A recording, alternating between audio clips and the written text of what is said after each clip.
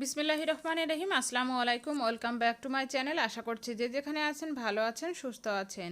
নতুন একটা রেসিপি নিয়ে চলে আসলাম। আজকে আপনাদের সঙ্গে অসম্ভব মজার একটা রেসিপি করে দেখাবো। আজকে আপনাদের সঙ্গে পাস্তার রেসিপিটা করে দেখাবো। ঘরোয়া উপকরণ দিয়ে কিভাবে খুবই মজা করে টেস্টি পাস্তা তৈরি করা যায় সেই রেসিপিটাই শেয়ার করব। আশা করছি আপনাদের ভালো লাগবে।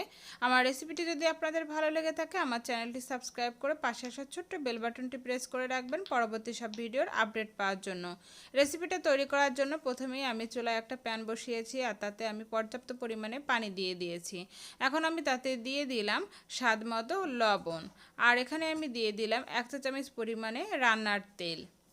তেলটা দেওয়ার কারণে আমরা যখন পাস্তাটা সিদ্ধ করে নিব তখন পাস্তাটা একটার সঙ্গে আরেকটা গায়ে গায়ে লেগে যাবে না।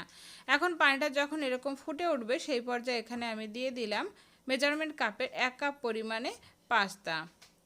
এখন এটাকে আমি একটু নাড়াচাড়া করে নিব, আর এই পর্যায়ে চুলার আঁচটা আমি মিডিয়াম আঁচে রেখেছি। এখন পাস্তাগুলোকে আমি একটু নাড়াচাড়া করে নিয়েছি আর পাস্তাটাকে জাল করে আমি সিদ্ধ করে নিব। আমরা নুডলস যেভাবে সিদ্ধ করে থাকি পাস্তাটাও ঠিক সেভাবেই সিদ্ধ করে নিতে হবে।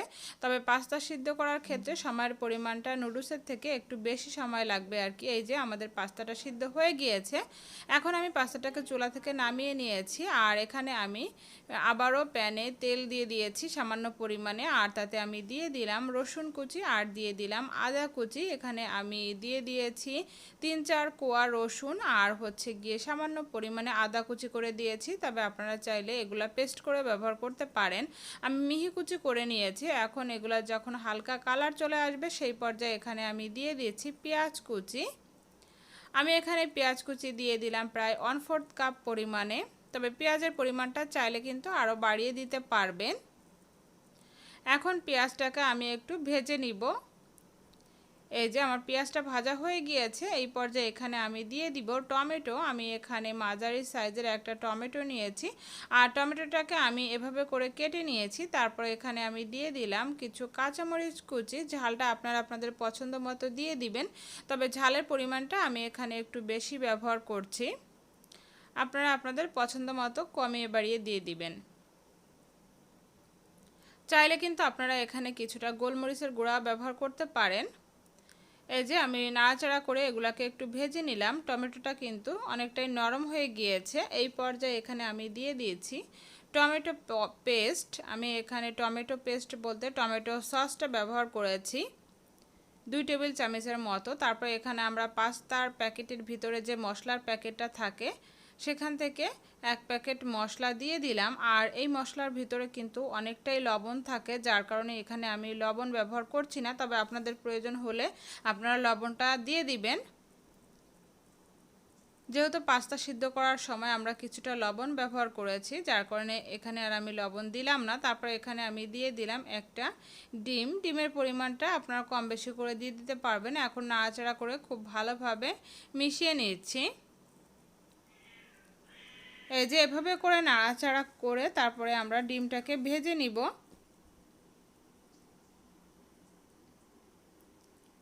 এই যে খুব ভালোভাবে সমস্ত উপকরণগুলোকে একসঙ্গে মিশিয়ে নিলাম। তারপর এখানে আমি দিয়ে দিব আগে থেকে সিদ্ধ করে রাখা পাস্তাগুলো কিন্তু একটার সঙ্গে আরেকটা লেগে যায়নি, একদম ঝরঝরা আছে। এখন এটাকে ভালোভাবে নাড়াচাড়া করে নিব।